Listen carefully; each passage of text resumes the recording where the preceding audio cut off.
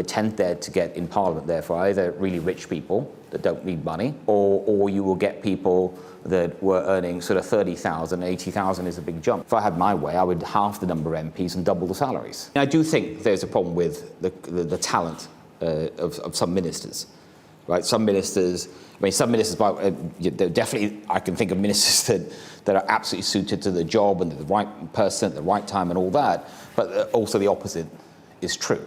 And of course, ultimately, the minister is leading the department, certainly the Secretary of State. And if they're not suited to that job, then no one would expect much out of the department. So that is an issue, but it's a really hard one to crack. Because why does that happen? Is because for every prime minister of any political party over decades, is that when you appoint ministers, you're not just thinking of talent. I mean, obviously it's a factor, but it's not the only factor. There's so many other factors that go into appointing those ministers.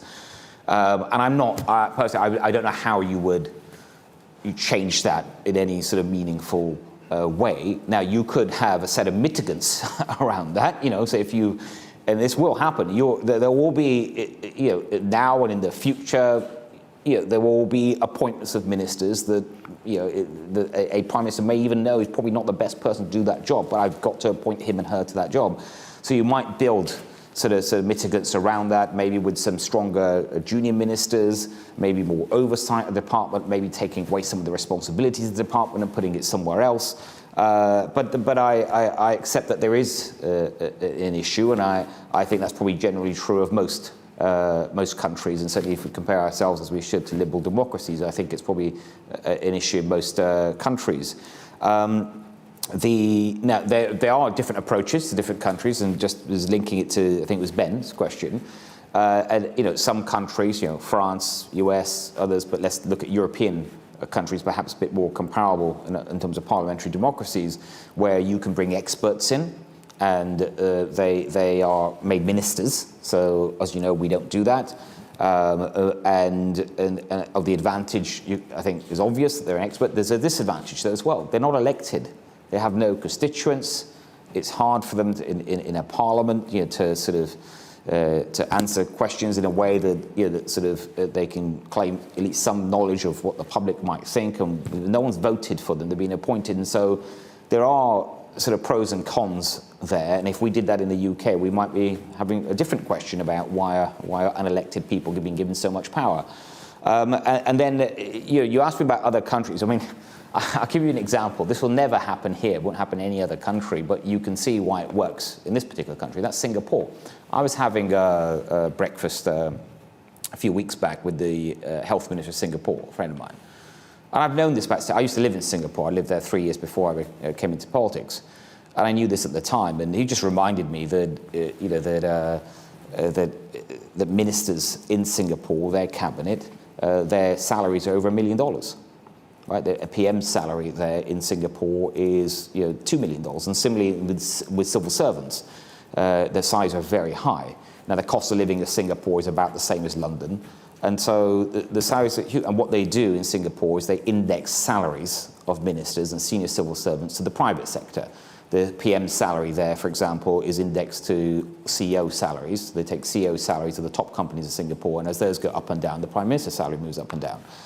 And they get a very, very high quality of people wanting to go into politics and wanting to be ministers. Now, don't get me wrong. I'm not saying we should do that here, but there is something in that. If you have a Secretary of State for Health that is getting paid probably half the salary of the permanent secretary in the department and stuff, that you're expecting people to do these jobs for something other than income, and a lot of people do that in the public sector, as they should. But there's a level where I think the quality within government starts to suffer, and it's also with experts. I talked about civil servant experts as well.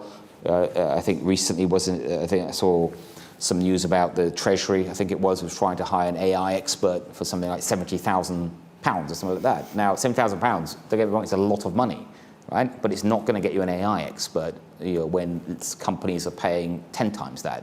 So and ultimately people will suffer because you don't get the experts in government. So I think salaries has something to do with it as well.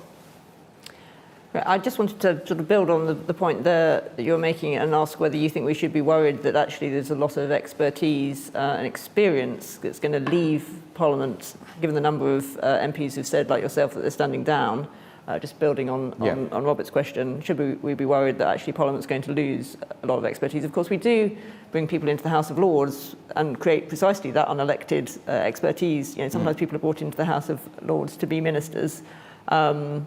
Because of their expertise, but then we pay them even less than we pay MPs.